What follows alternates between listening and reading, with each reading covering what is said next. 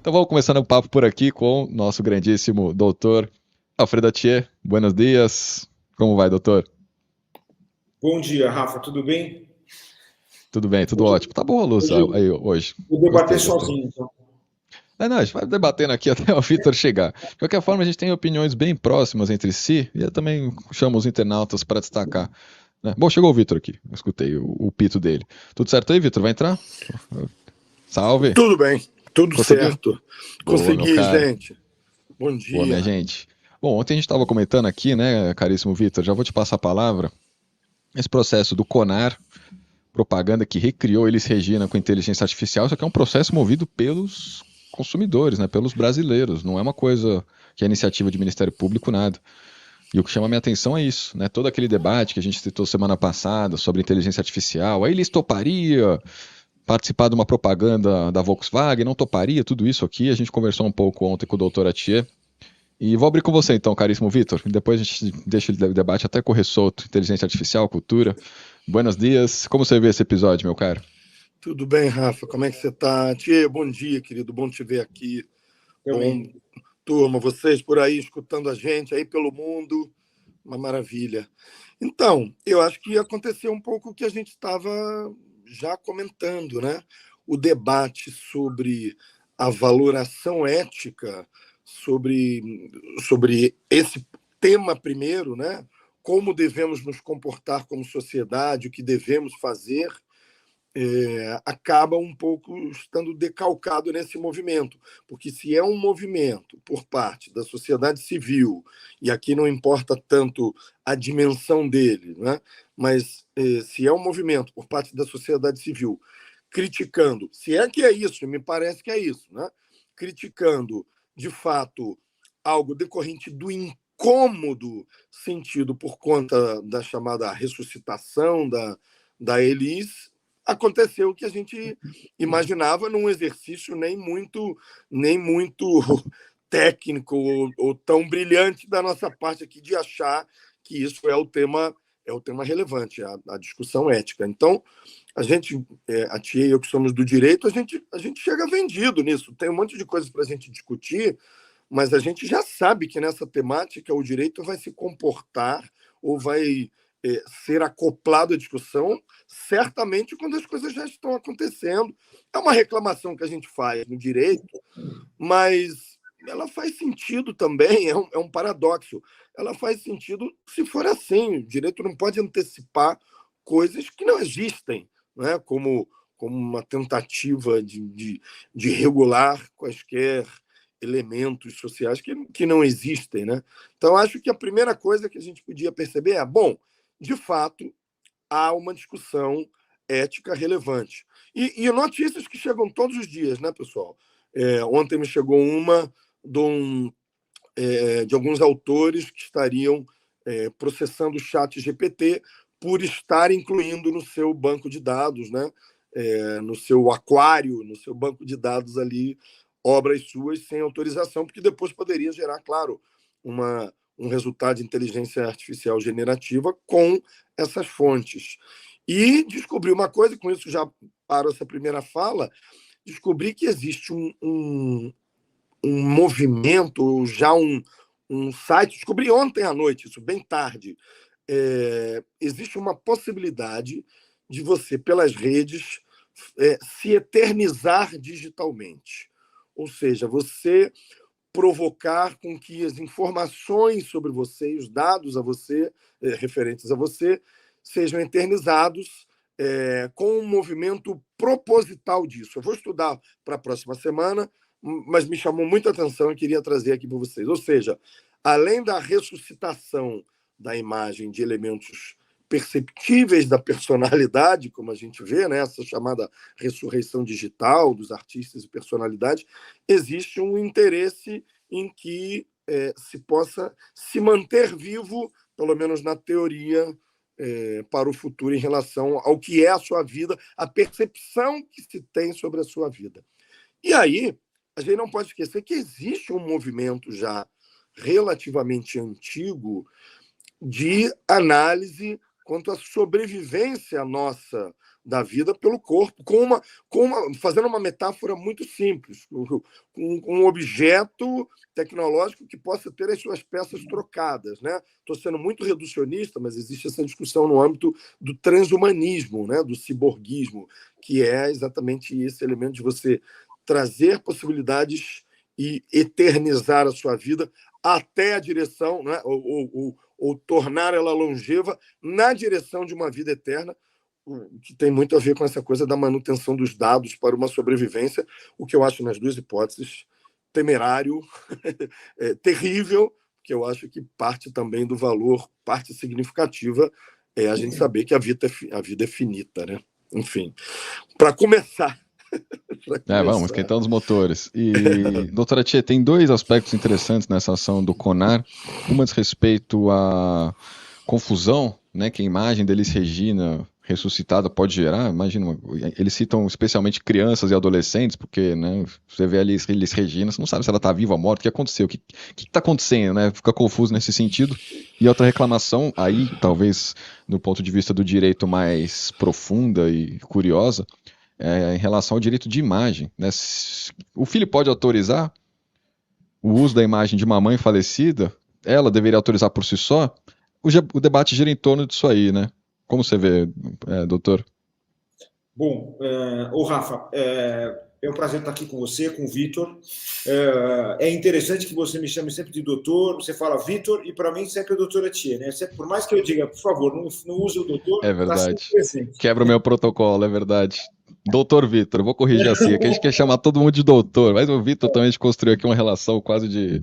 O James também, acabei chamando de James, mas o doutora Tia também é quase um colunista nosso. Enfim, vou estender o protocolo. Alfredo, ou Altier, tá tudo ótimo. Tá combinado, doutor. Não, tô brincando.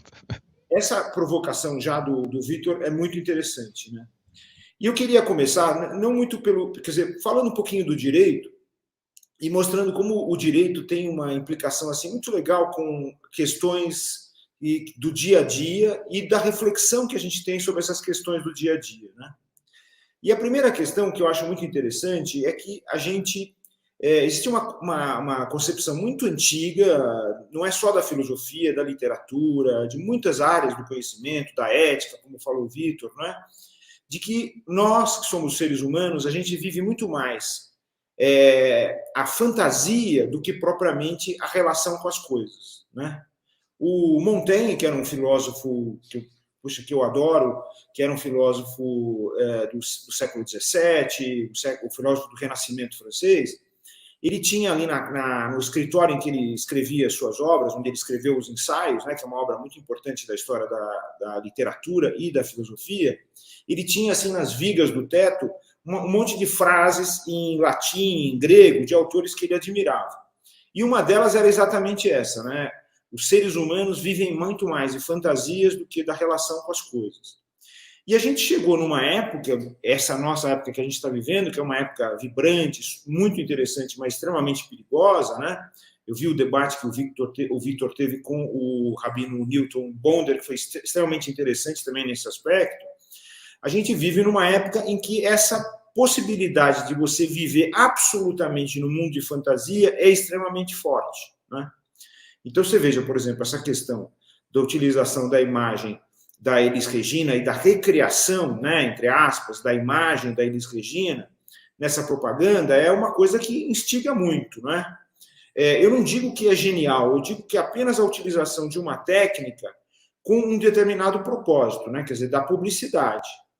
Porque se a gente disser que é genial, então qualquer coisa pode ser genial, né? Por exemplo, você vai poder dizer assim, não, Hitler era genial, porque ele reuniu um monte de gente para pensar coisas absurdas a respeito da humanidade, de destruição e assim por diante, no limite, né?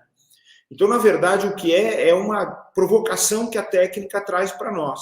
Não é só para o pessoal do direito, né? Mas essa provocação é justamente essa, é nos colocar num mundo que é absolutamente um mundo de fantasia.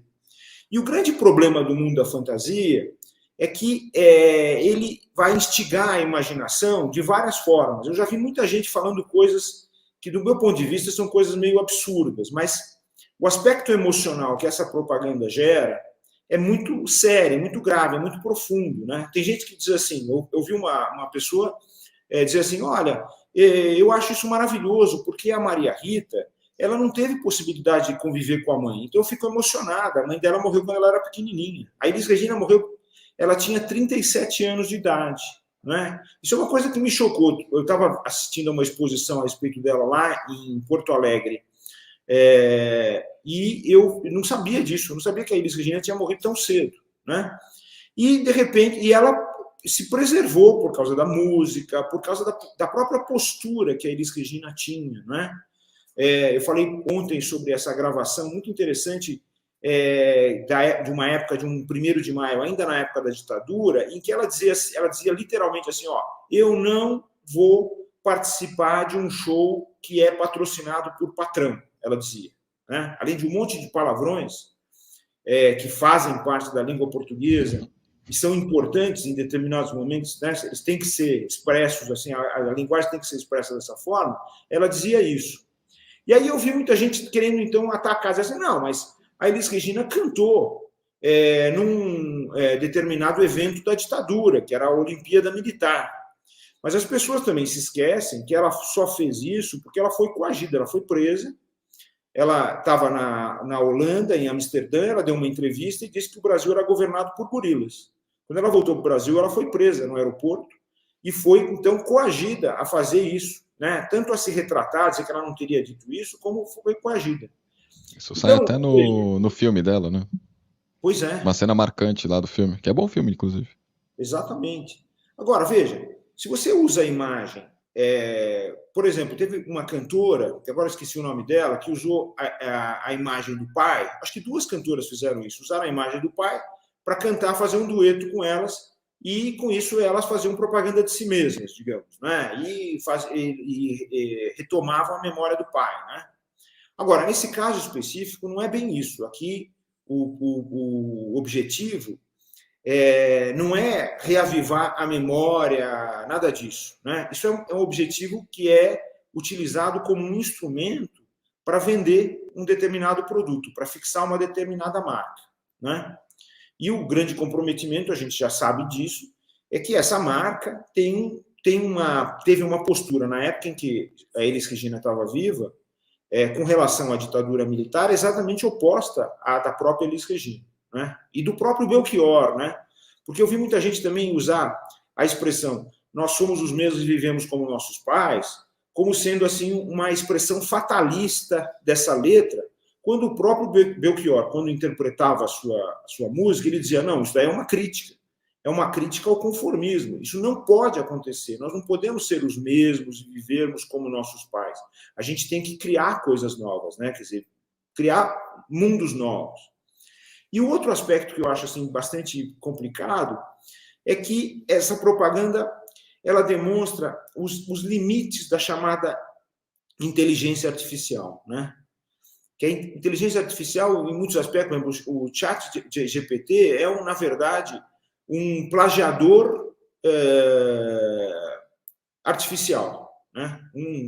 Tem uma capacidade enorme que ninguém tem, né, de fazer plágio, né, de criar plágio e tentar confundir as pessoas com os plágios que faz, porque ele trabalha com aquilo que está presente, com o material que ele recolhe e que está presente. Mas ali, nesse caso específico, você tem a utilização dessas personagens para isso. É claro que podia ser feito com uma atriz, digamos, né? Uma atriz que tivesse semelhança, como no filme, tivesse semelhança com a Elis Regina, então ela aparecesse para cantar, mas não teria o mesmo impacto. Agora, eu vejo isso também como um problema sério do ponto de vista da criação de uma propaganda, e que tem a ver com essa questão da fantasia, né? Você, ao mesmo tempo que você vive hoje essa possibilidade de viver a absoluta fantasia, você também vive num mundo em que as pessoas estão criando espaços privados em que elas não querem intromissão do espaço público, né? Então, você vê isso nos condomínios, você vê isso na administração da vida das pessoas, né? As pessoas querem criar um ambiente para si. Você vê, por exemplo, esse mundo do bolsonarismo, é exatamente isso. Eles querem criar um mundo para si. Eles não dialogam fora desse mundo, né? aquele silêncio ontem do Mauro Cid na CPI, era um silêncio que não tem nada a ver com o silêncio tradicional do réu. Era um silêncio que dizia o seguinte: olha, eu não tenho nada para dizer para vocês. Vocês representam o povo, mas o meu mundo é outro, né? E um pouco isso acontece nessa propaganda. Quer dizer, ela cria um mundo próprio, um mundo exclusivo, contrário à própria imagem da Elis Regina e do Belchior, da música, não é? E ela não quer ser, digamos assim, invadida nesse mundo. E a própria ideia do CONAR, que é um órgão espetacular, né? Eu tenho amigos que estão lá, que trabalham nesse órgão, que é o da autorregulamentação, é uma outra obsessão do nosso tempo, é a tal da autorregulamentação. O que quer dizer autorregulamentação? Olha, eu faço parte de um grupo, de uma corporação, e eu não quero que ninguém entre aqui. Então, eu mesmo vou me autorregular. Só que qual é a autorregulação de um órgão de publicitários, né? De empresas de publicidade, publicitários que têm participação de consumidores, claro? É preservar o negócio. É preservar o negócio. Né? Quer dizer, você tem uma ética, mas a ética é uma ética particular, é uma ética daquele grupo, especificamente, que é de preservação do seu negócio. E aí, o que cabe ao direito? E eu acho que assim eu termino essa minha primeira intervenção, que foi bastante longa. O direito, ele tem que fazer o papel da democracia. Qual é o papel da democracia? A democracia, ela quer ocupar os espaços de exclusividade. Ela fala assim, eu não quero mais saber de espaços de exclusividade dentro da sociedade. Eu quero ocupar esse espaço, porque eu sou povo e eu, portanto, preciso participar das decisões que têm a ver com o meu destino. E eu não posso viver num mundo em que os espaços são ocupados por pessoas e essas pessoas não me deixam entrar nesses espaços. Então, o direito, por exemplo, no caso da casa das pessoas, né, ele ocupa esse espaço para evitar o quê? Que haja desigualdade, que haja violência. Não é isso mesmo? E ele também tem quais outros espaços que, no fundo, esses espaços de exclusividade, eles criam,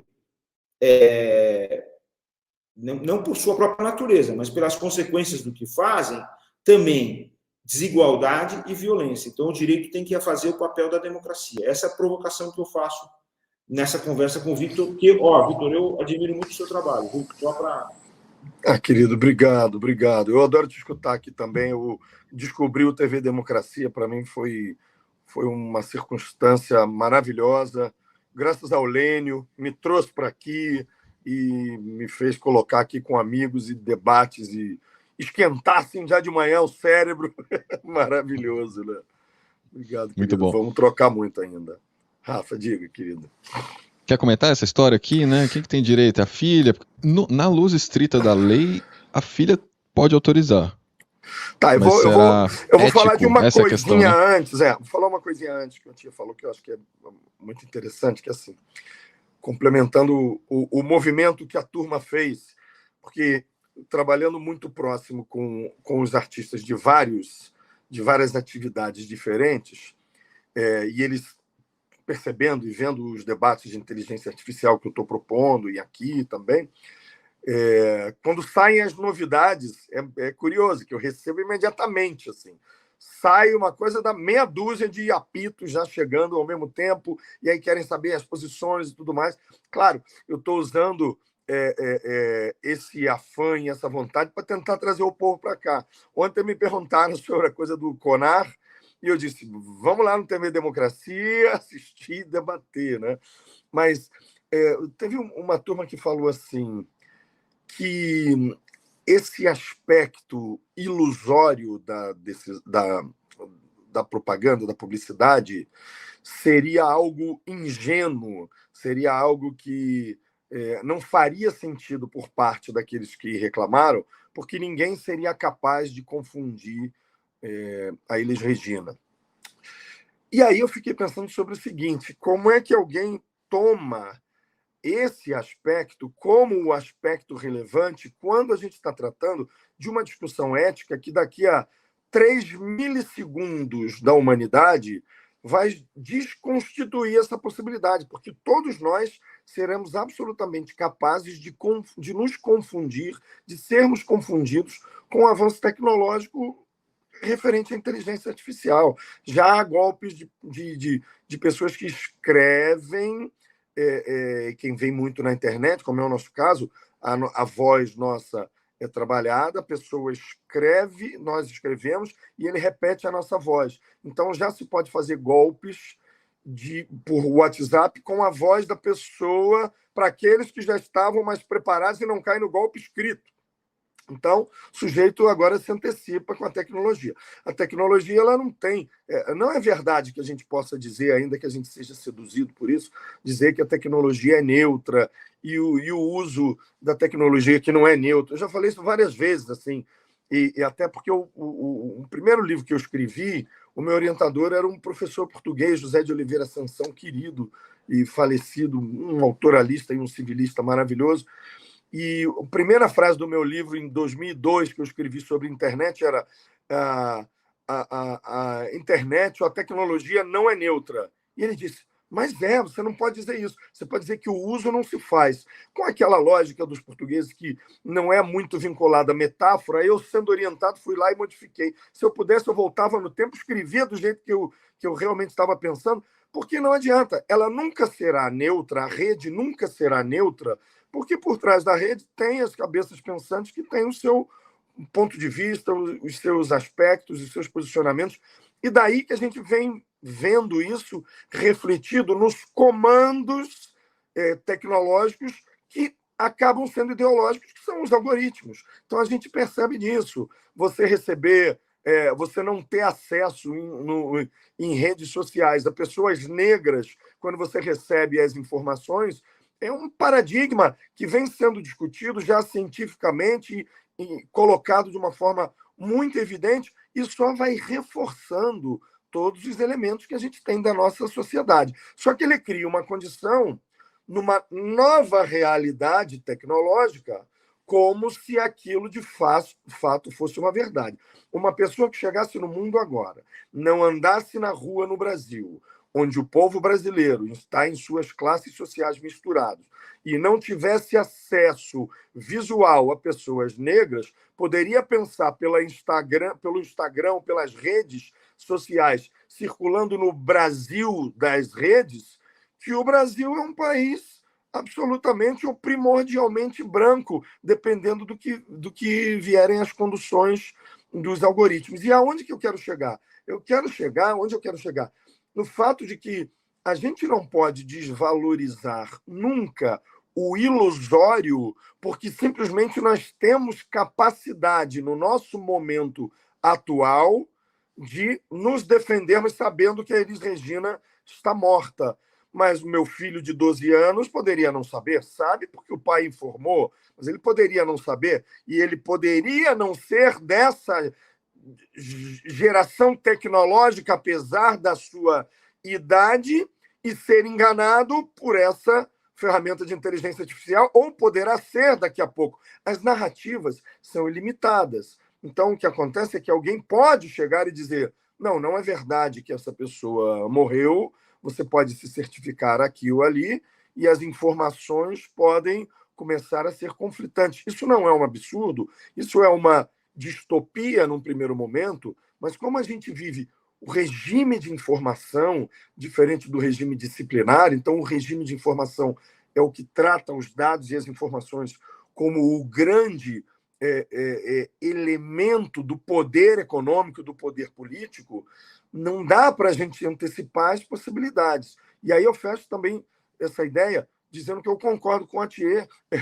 Não dá para dizer que é genial. Eu lembro daquela história do Ariano Suassuna, que ele contou em muitas e muitas palestras, que ele uma vez leu uma entrevista no jornal e o sujeito dizia que o Chimbinha era um guitarrista genial, né? E o Ariano dizia, Chimbinha é genial. Ele dizia, olha, eu sou um escritor, eu trabalho com a língua portuguesa. Se eu usar genial para Chimbinha, o que eu vou usar para Beethoven?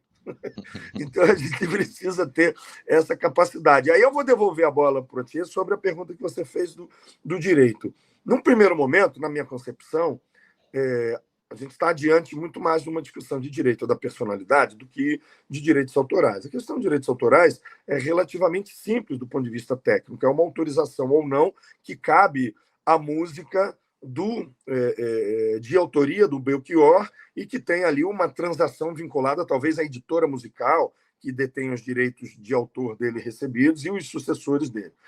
E no caso da interpretação, claro, está vinculado aos herdeiros da Elis Regina e passa por essa discussão ética, mas de uma forma mais simples. Assim, se os herdeiros, e eu sei que eles têm um acordo de nunca atrapalhar o trabalho mutuamente dos outros, isso é algo que eles já falaram, os 3 filhos, então você tem ali a possibilidade da autorização e a participação deles na autorização da interpretação da mãe. Então, no direito de autor, não há uma grande polêmica, há uma escolha ética. No direito da personalidade, talvez a gente tenha, eu queria ouvir o Atier, talvez a gente tenha uma discussão um pouquinho mais profunda, mas também não sei se tão absolutamente profunda. O Código Civil, ele permite a proteção, digamos assim, trocando muito em miúdos, contra o mau uso dos elementos ou das emanações da personalidade travestidos em bens, né? Vamos chamar assim. É muito esquisito isso, mas no fundo é disso que se trata do ponto de vista pragmático.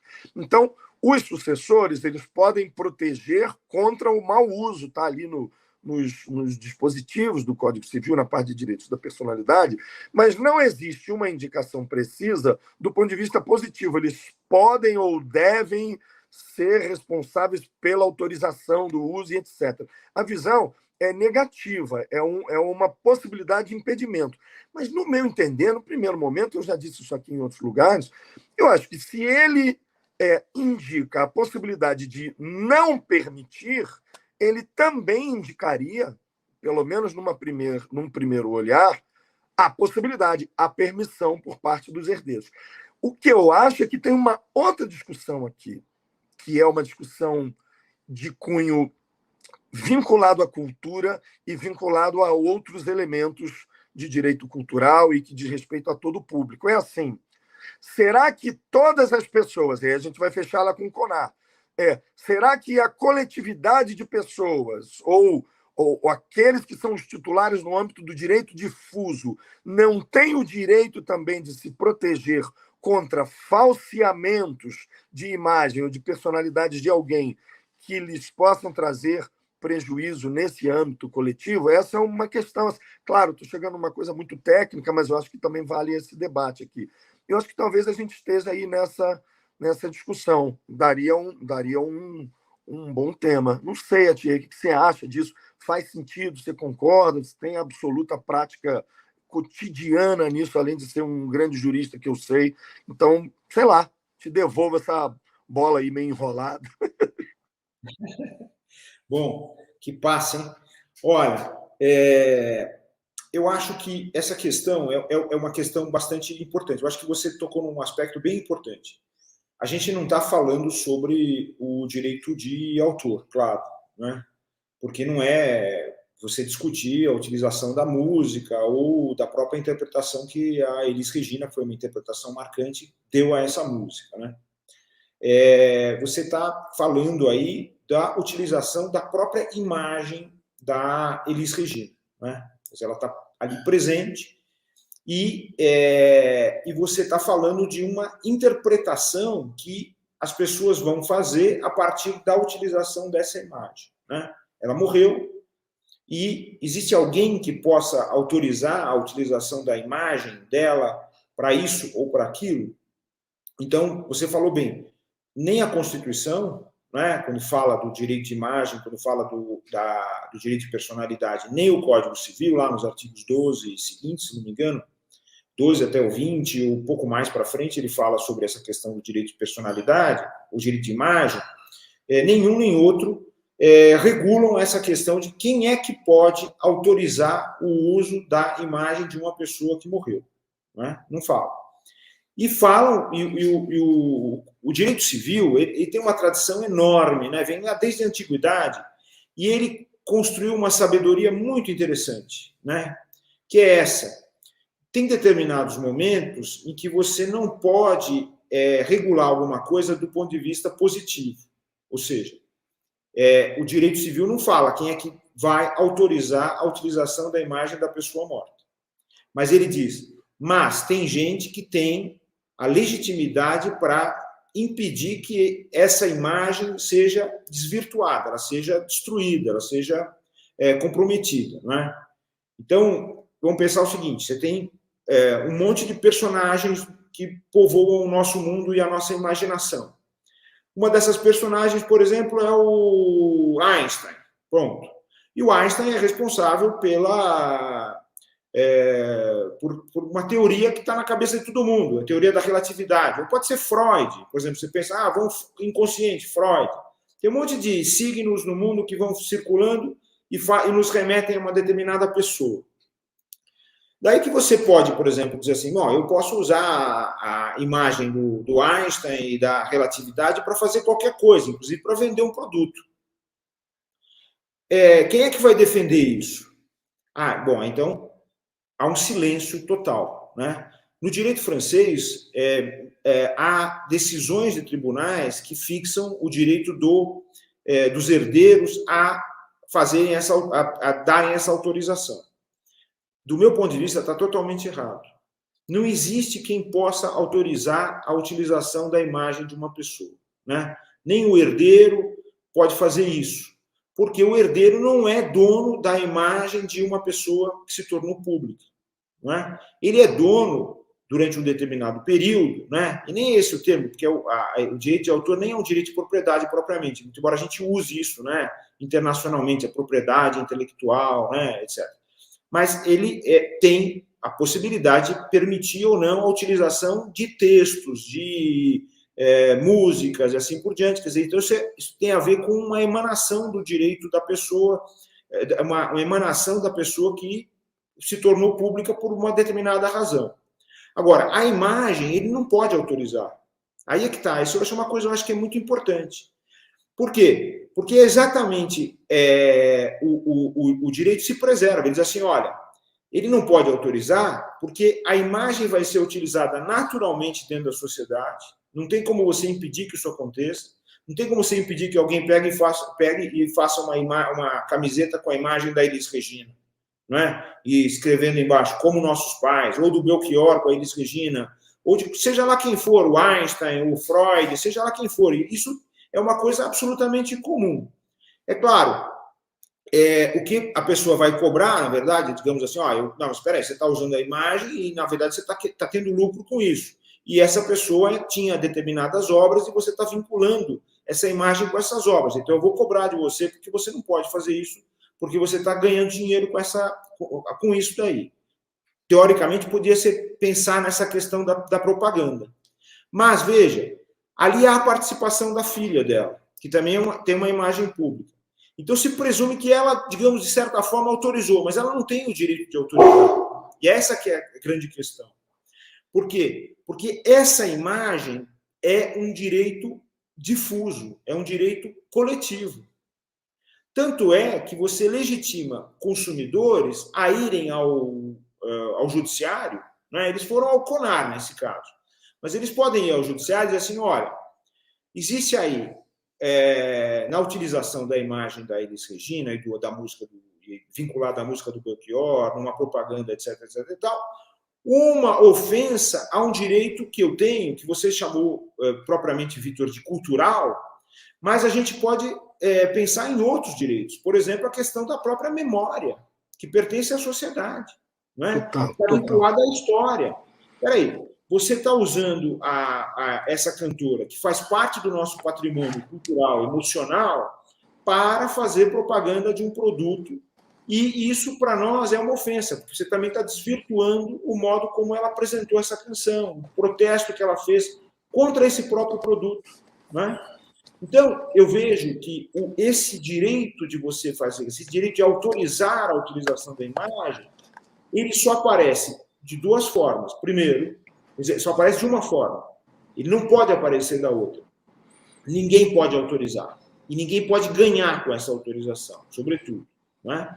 Mas todo mundo, não é? A sociedade, ela está legitimada a questionar a utilização da imagem quando essa imagem é ofensiva é ofensiva.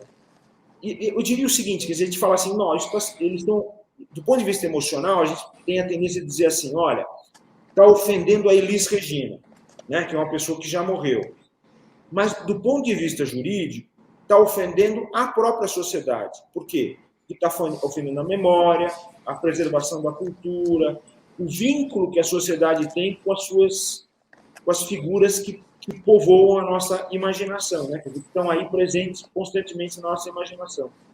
Daqui a, sei lá, 20, 30 anos, não vai ter ninguém, propriamente, que vai se lembrar ou que vai poder contar para o filho, olha, Elis Regina era assim, assim, assado, ou para a filha, Elis Regina era assim, assim, assado.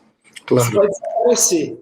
Então, também, de certa forma, desaparece o interesse e aí a vinculação se torna um pouco mais abstrata, como essa do usar a imagem do Beethoven para falar para um surdo, usar, quer dizer, essas coisas, o Einstein como uma pessoa meio excêntrica, né?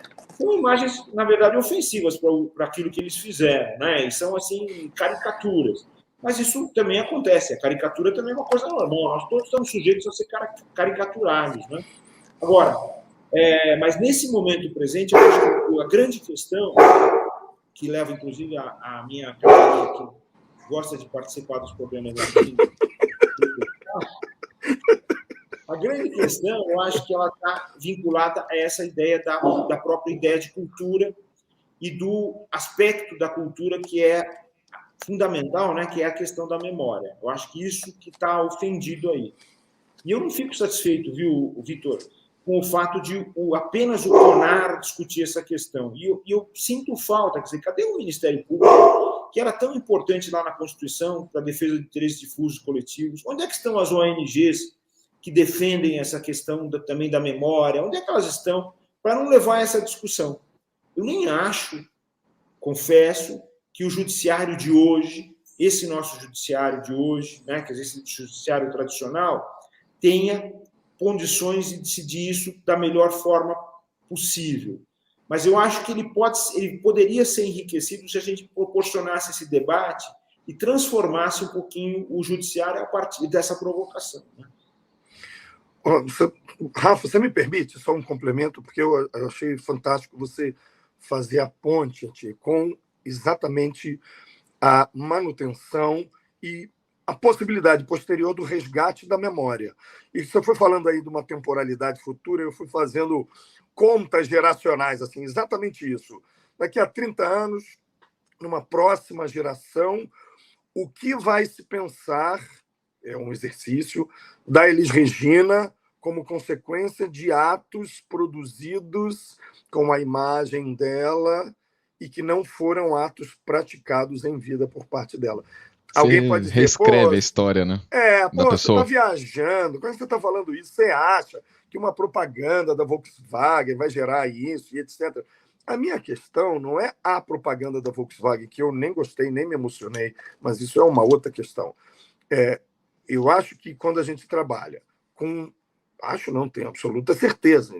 Quando a gente trabalha com direito, quando a gente trabalha no âmbito da filosofia e, sobretudo, filosofia ética, a gente tem que pensar os reflexos, que são reflexos mais amplos, e não num caso isolado. A gente tem que pensar na manutenção das circunstâncias que podem se transformar num hábito e, portanto, ao transformar-se num hábito, gerarem um problema social. Discutindo ontem, conversando com um amigo da tecnologia, e aí a gente fez amizade aqui, eu estou em São Paulo, e aí a gente fez amizade ali num bar com um sujeito, e ele começou a falar assim, mas isso aí que vocês estão falando, poxa, mas não dá para proibir a inteligência artificial. Claro que não dá para proibir a inteligência artificial, seria proibir a luz elétrica, né? Ninguém está propondo, nem isso é possível. Mas quando a gente diz que há atos que não podem ser permitidos, é uma outra circunstância. A pessoa não pode matar, mas mata. A pessoa não pode sequestrar, mas sequestra. Né? Então, a discussão é ética e jurídica, paralela. Né? Vamos chegar atrasados no direito, claro, obviamente. Nesse caso, não tem outra hipótese. Mas na ética, a gente pode discutir. Se a gente discutir por semanas, por meses,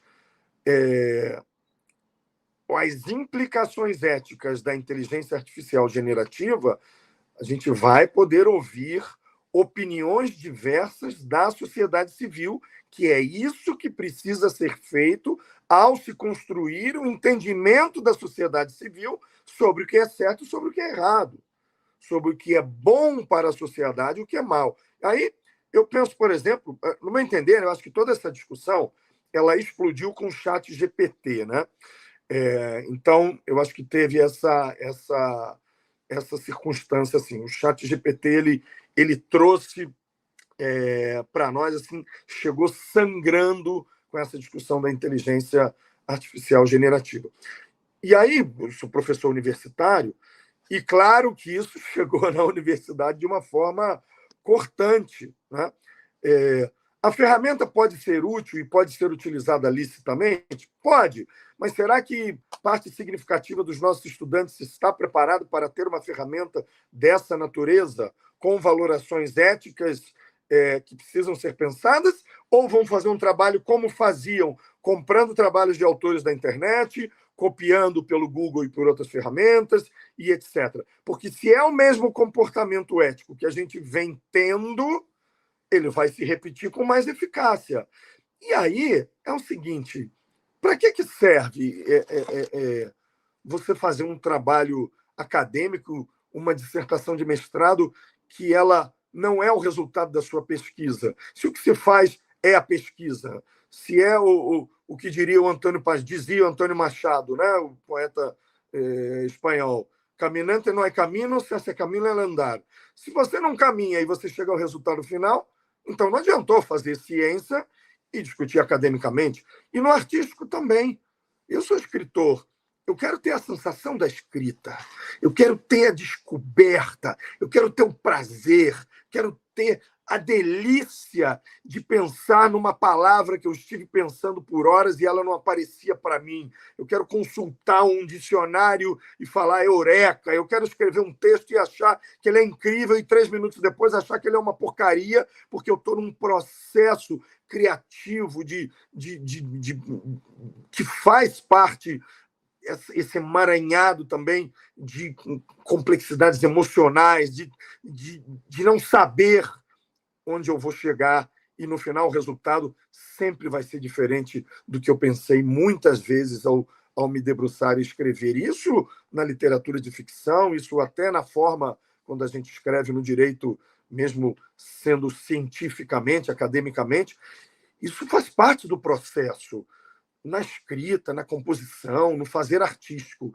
Se você substituir fazer artístico pelo resultado, eu não sei qual é o sentido que existe no fazer artístico. Então, eu acho que a sociedade da preguiça, né, falta o Byung-Chul Han fazer também um ensaio. Já tem a sociedade do cansaço, sociedade da transparência, tantos outros ensaios que eu estou sempre indicando desse autor aqui. Falta ele falar a sociedade da preguiça, que realmente as pessoas estão numa circunstância em que vamos seguir o caminho mais simples para ter resultados. Né? Essa sociedade que cobra da gente resultados mata o ócio, mata o olhar para a parede, para o teto, o olhar estar conectado com a natureza, mata a inatividade, outro ensaio dele sobre a inatividade. É disso que a gente tem que pensar, que tudo isso parece muito diferente de uma propaganda de carro da Volkswagen, mas no fundo não é. Essas coisas estão conectadas.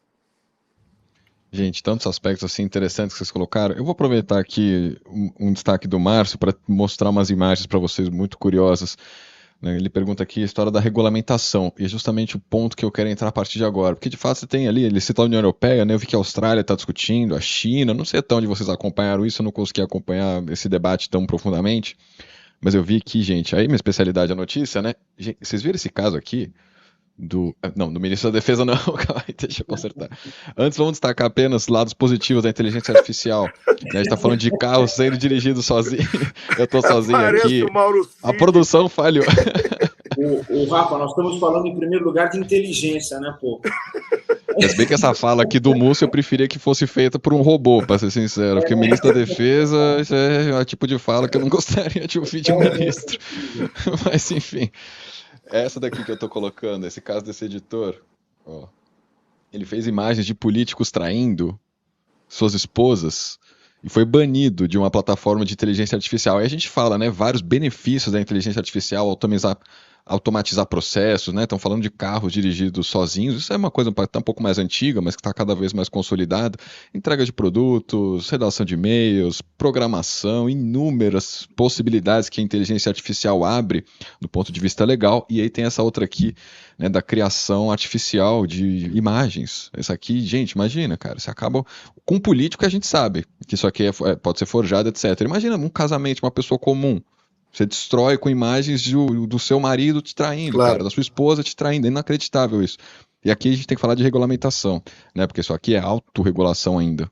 Né? Ele foi banido de uma plataforma de IA por ferir as regras, e não as leis do país, e sim as regras internas. Então o Trump aí beijando um cara, o Obama também, e o Biden, os três traindo, né? Acho interessante porque colocou os dois primeiros com homem e ele com mulher, não fez sentido para mim, mas enfim, o cara acabou banido por criar essas imagens. Aí a gente entra para falar de campanha eleitoral, né? Coisas nesse nível e, gente, falta lei, né? E aí que eu coloco a questão, vou começar pelo doutor Atier, no sentido de o Congresso não vai ter agilidade, a gente está vendo isso, para votar medidas nesse sentido. A União Europeia, eles estão debatendo esse tipo de coisa, mas vai estourar no judiciário, né, doutor Atier? Isso vai acabar estourando esse tipo de coisa, talvez em questão de meses, talvez anos, talvez menos. Mas enfim, como você está vendo o avanço dos debates sobre a própria regulamentação dessas atividades de inteligência artificial? Dá para avançar no Congresso? Como o senhor entende que o Judiciário precisa se posicionar também em relação a isso? Toda vez que você me chama de senhor e de doutor, me dá uma autoridade assim que eu... Eu tô tentando, doutor. Eu tô tentando, não consigo. Mas, ó... Já foi tão difícil aprender a falar doutor? Essa coisa do judiciário... Aqui é difícil, que aí você não pode errar, né? Fica chamando de senhor e de doutor, não pode errar. Chamar pelo nome pode, né? Não pode nem ter dúvida, né? Precisa dar uma resposta certa. Manda, cara, Alfredo, pronto. Quando começou esse negócio de debate de inteligência artificial, o judiciário e tal, uma vez eu brinquei dizendo que a inteligência artificial era bem-vinda ao judiciário, ao direito, porque pelo menos era a chegada da inteligência nesse meio, né? Estava um pouco escasso. Mas deixando de lado a brincadeira, eu acho o seguinte, a gente tem a grande questão é que esse modelo democrático que a gente vive, ou que a gente pensa, onde a gente pensa que vive, né, ele está em constante desafio, né? Hoje em dia as pessoas estão, por causa dessa questão, eu acho, primeiro, da construção dos ambientes de exclusividade, a gente está pondo em xeque a própria existência do espaço político, do próprio espaço público, né? Então, isso eu acho uma situação grave. A gente perdeu o vínculo com a ideia de democracia. E a gente perdeu isso porque desapareceu o vínculo emocional que a gente tinha com essa ideia, né? E o vínculo emocional é o vínculo da ocupação. Eu acho que a ideia de ocupação, quando houve aqueles primeiros movimentos sociais e políticos no século XXI, a grande palavra era ocupação. E as pessoas perderam essa palavra, que eu acho que é uma palavra extremamente importante, né? Assim como a questão, por exemplo, do levante, né? Para a gente pensar na questão dos movimentos em que as pessoas faziam aqueles gestos de elevar a mão, se levantar, se apresentar e assim por diante. Que são duas coisas que estão muito ligadas à tradição da própria democracia. Ou seja, a democracia, assim como a própria Constituição, a gente esquece disso. Eu acho que os juristas que trabalham com direito constitucional estão totalmente equivocados, que eles perderam totalmente o vínculo. Eles só estão falando de administração do Estado, governança. São termos, para mim, que não tem nada a ver com essa tradição forte da ideia de Constituição e democracia. A democracia é uma ideia de uma construção de um espaço em que todo mundo está presente. É isso, é um processo. Então, você vai invadindo esse espaço. Você não está invadindo esse espaço, você está ocupando esse espaço. é um espaço que você está construindo, é um espaço novo que você constrói. E essa é a ideia antiga de democracia e desapareceu um pouco na modernidade quando as pessoas dizem assim, não é democrático quando a gente não sabe da autonomia do judiciário, não sei o quê, blá, blá, blá, blá, blá, com aquela voz grossa e assim, impositiva. Não é verdade isso. A democracia tem a ver com a ideia da própria capacidade e o poder do povo, olha só a ideia, né, de manifestar o seu desejo, e quando ele manifesta o seu desejo junto com os outros, com todo mundo, com as outras pessoas, então ele vai construindo um espaço diferente onde ele pode conviver para criar coisas novas. Eu tenho medo muito, o meu receio é de que essa ideia da tecnologia voltada para a ideia da inteligência, né, entre aspas, artificial, ou das técnicas que a utilização dos meios de informação e etc, eles geram, eu tenho medo é que o grande inimigo dessa técnica, como ela está sendo concebida e como ela está sendo usada, é a própria criatividade humana, né? É a inventividade humana. Porque, como disse o Vitor, eu acho muito bonito isso que ele falou, a atividade de criar, né? Os gregos chamavam isso de poien, quer dizer, poética, ou seja, poesia. Né? A gente fala hoje em poesia, mas só que tinha era mais forte o termo, quer dizer, criação.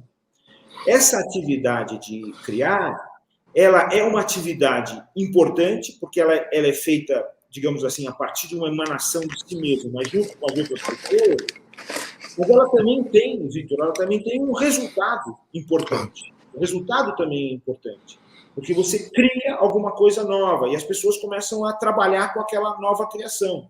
Passa a ser alguma coisa que passa a ser uma segunda natureza nossa. Quer dizer, a gente comumente vai usar aquilo a partir daquele momento. Como foi a própria ideia de democracia. Depois que ela foi criada, ela se incorporou à nossa natureza. Né? Então a gente luta por ela, às vezes sem saber o que é, mas isso que está incorporada.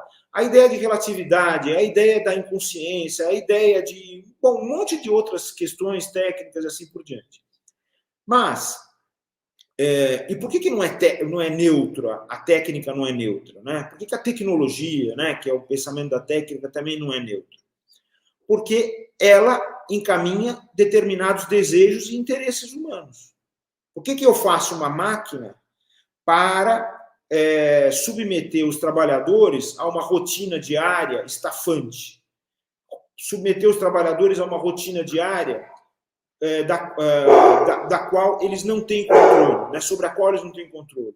E não faço uma máquina oposta, aquela em que vai fazer as pessoas descansarem e vai fazer as pessoas terem domínio sobre aquilo que estão fazendo. Então, esses interesses estão em choque, esses desejos estão em choque. Então, você vê que não há neutralidade, né? Então, essa tecnologia, ela leva, sobretudo, à submissão, porque ela é criada numa época em que as pessoas que têm mais poder, as pessoas que têm dinheiro, têm jeito de investir assim por diante, elas vão usar para o seu próprio benefício.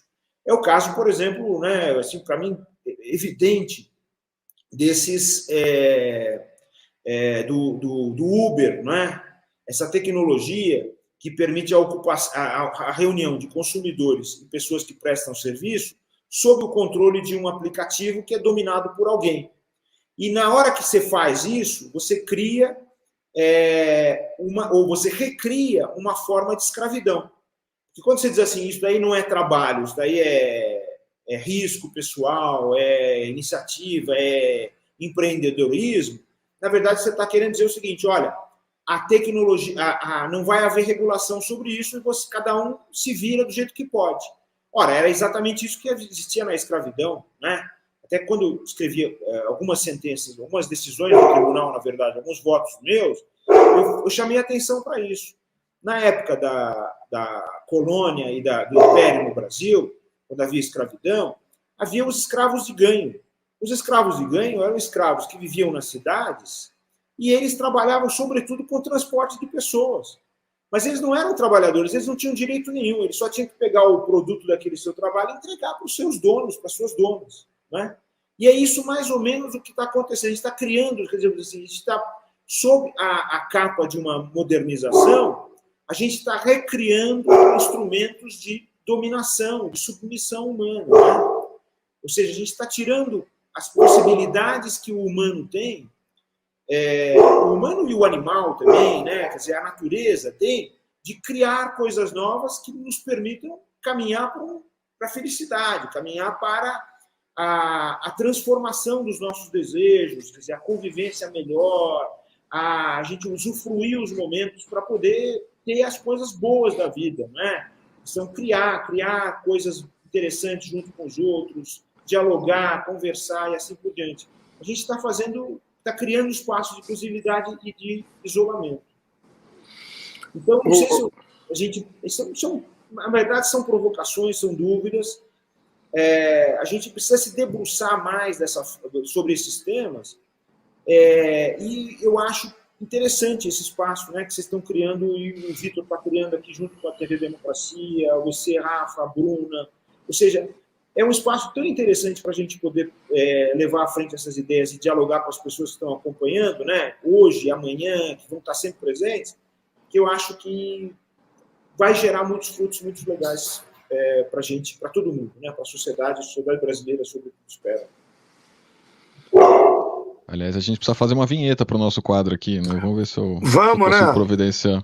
Vamos. Você tem alguma coisa aí? A gente pode usar até uma da Interartes, eventualmente. Vamos pensar, eu tenho uma coisa assim, eu tenho uma vinheta feita, manda. Inclusive, composta, eu tenho que achar, mas a gente tá lá no canal a gente tem um canal lá no YouTube, e aí eu vou ver isso, a gente pode botar aqui, tem uma guitarrinha e tal, foi a turma que gravou, inclusive, foram legal. Pessoas gravando. Só queria fazer só um pequeníssimo complemento. Primeiro, eu queria responder aqui uma pergunta da Gaia, um comentário da Gaia, da pessoa que se intitula Planeta Azul Gaia, portanto, mãe de Cronos, né? Mãe de Uranus, depois com Uranus teve o filho Cronos. Então, aqui entraram vários comentários, eu só não sei qual mas qual é Planeta exatamente. Azul a pessoa que fala. Obrigado, despertou a nota nossa querida também. Ela fala sobre o chat GPT, que ele não é grande coisa e tal.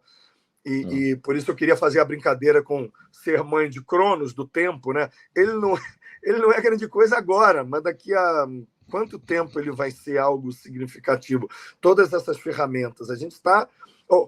estando falando do que existe agora, em termos de tecnologia tão avançada, nós já estamos atrasados. Debatendo o que saiu hoje, nós já estamos atrasados, porque agora tem alguém remodelando os sistemas, os algoritmos e as formas de comando das ferramentas todas que estarão disponíveis daqui a um mês ou daqui a 2 meses, e estão agora fazendo isso. Então, enquanto nós debatemos o que está no ar. Então, eu acho que essa é a discussão. A inteligência artificial pode nos trazer uma discussão sobre a temporalidade novamente, como a tecnologia muitas vezes trouxe, né? Repara que às vezes a gente fala assim,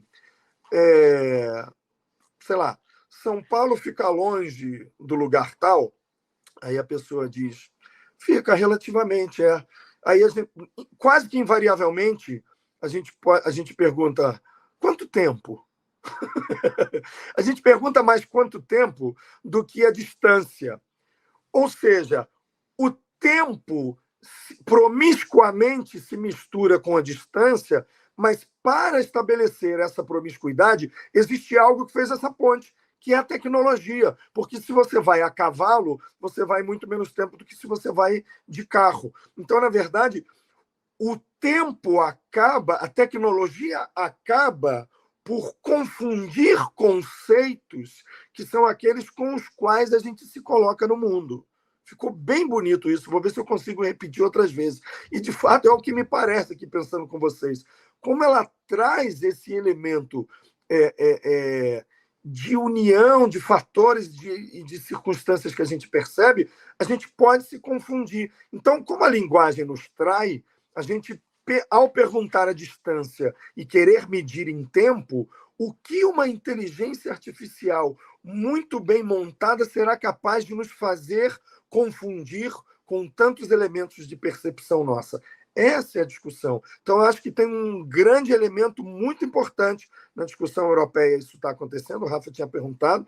Em alguma medida aqui também, tem um projeto de lei do Rodrigo Pacheco, mas eu não sei como ele está caminhando. Mas o fato é fundamental que a gente saiba, que a gente tenha conhecimento que o resultado, sobre os resultados de ferramentas de inteligência artificial, enquanto elas não são o paradigma dominante do mundo. Não é? Porque se daqui a 50 anos a gente tiver como um paradigma reinante que a escrita de textos literários é feita desenvolvida por ferramentas de inteligência artificial e o humano é o mais raro, a gente terá que indicar que ele é humano para que a gente possa ter uma valorização disso.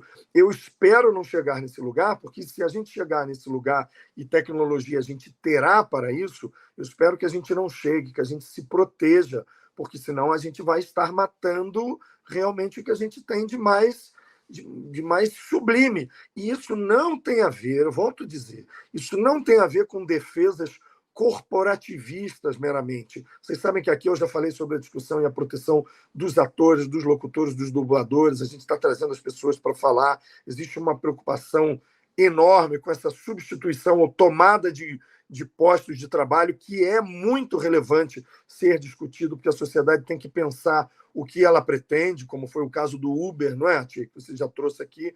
Então, isso tudo tem que ser pensado, mas tem que ser pensado não por uma soma de individualidades de pessoas. É assim, a gente tem que pensar na tomada de postos de trabalho como uma programação social. Assim, a gente não vai se importar com essas pessoas, a gente não vai se importar com o resultado que a tecnologia traz. Tecnologia sempre tomou postos de trabalho. Isso sempre aconteceu e sempre irá trazer, tomar. Isso é uma outra questão. O que é importante é a gente querer saber o que a gente quer para nós como sociedade.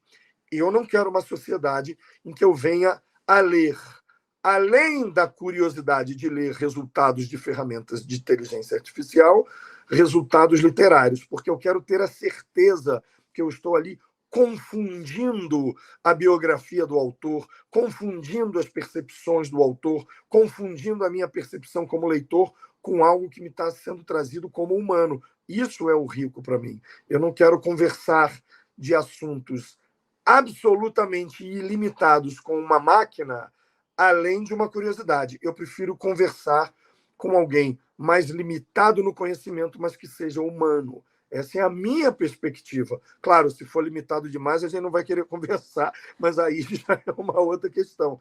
Então, eu acho que é isso. O importante, e o que eu tenho debatido e tentado trazer é isso. Não matemos o humano.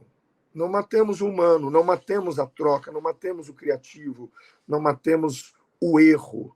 Né? Vamos valorizar a imperfeição humana na medida em que ela é algo que também traz para nós a diversidade. Sei lá, é o que me parece, gente. Muito bom. Quer comentar, doutora Tia? A gente pode ir caminhando para as considerações finais, gente. Só vou ter que dar aquele pulinho ao banheiro. Vou pedir ajuda de vocês para me salvarem aqui. Eu estou sem a Bruna hoje, aí, enfim, né? O café não ajuda. Querem fazer umas considerações finais? Como é que vocês estão de tempo aí? Acho que podemos fazer. Olha, eu acho que isso daí é extremamente importante. Quer dizer, nós estamos numa época em que a gente está destruindo a natureza, a gente pôs a natureza sob o controle humano e está destruindo a natureza. E nós estamos destruindo a nós mesmos, claro. Né? Estamos desvalorizando a nós mesmos. Né?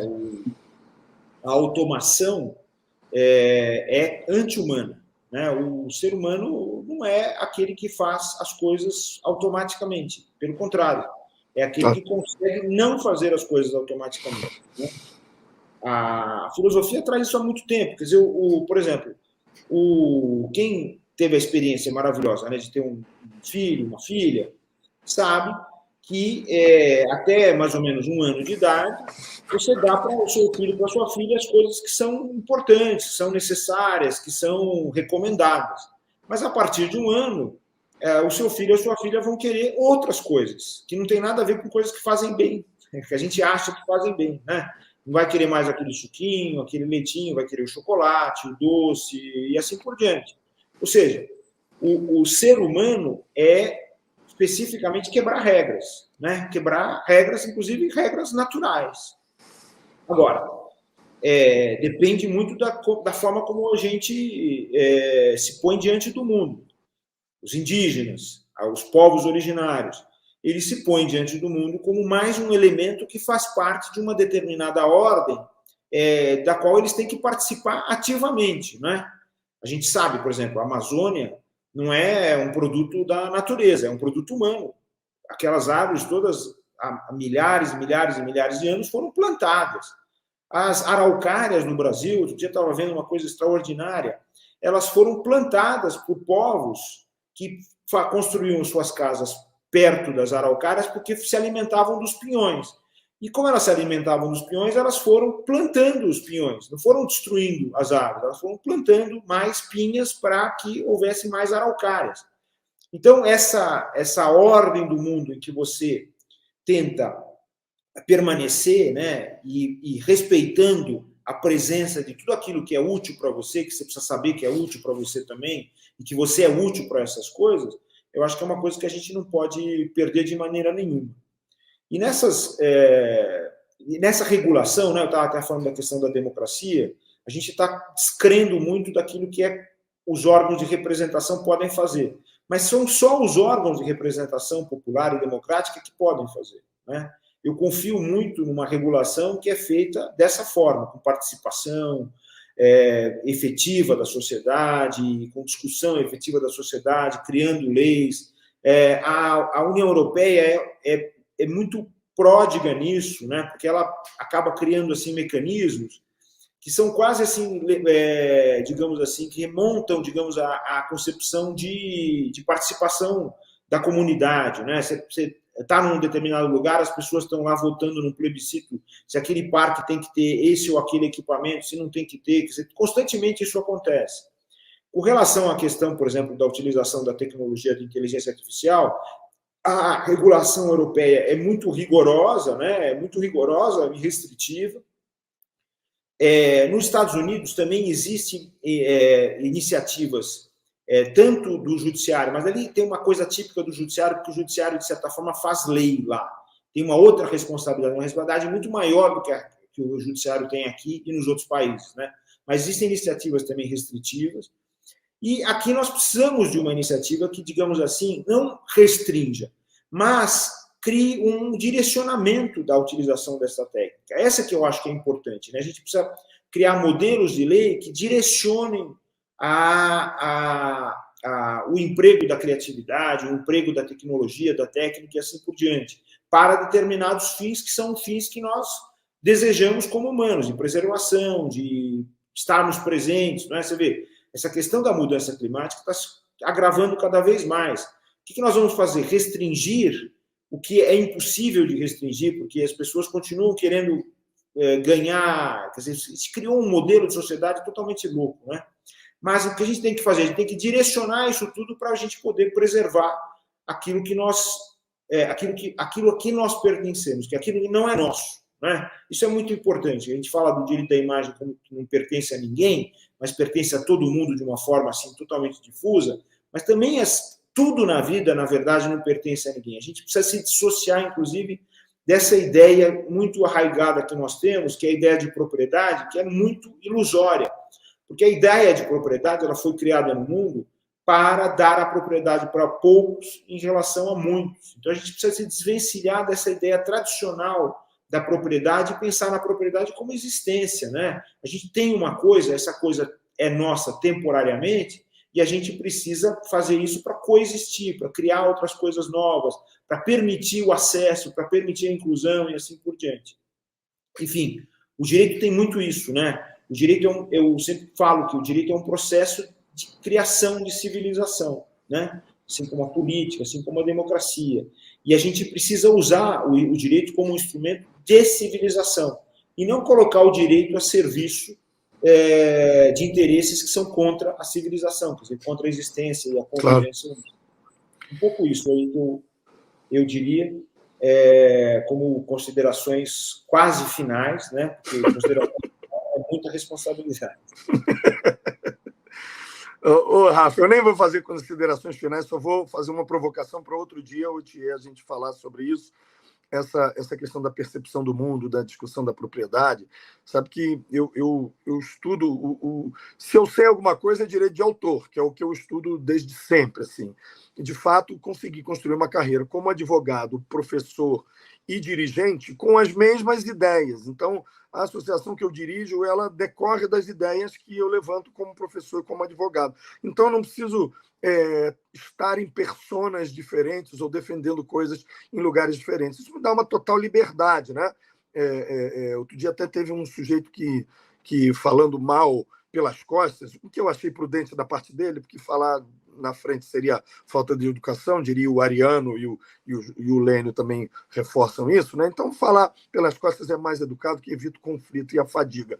Ele disse para uma interlocutora em comum que eu era uma pessoa muito imprevisível nas ideias. O que eu discordo dele plenamente, sou um cara super previsível. Estou sempre falando as mesmas coisas, sou um chato, repetindo as mesmas ideias, porque eu acho que se a gente tem 2 ou 3 ideias para a gente repetir à exaustão e que elas façam algum sentido para as pessoas, a gente tem que manter isso, né? E aí, no direito de autor, quanto mais eu estudo essa área, mas eu vejo que eu sou crítico, né? Então eu tenho estudos críticos sobre direitos autorais, o direito de autor. E uma dessas críticas veio quando, na dissertação de mestrado, eu fui estudar o conhecimento tradicional indígena, as expressões culturais tradicionais, e como o direito observava isso.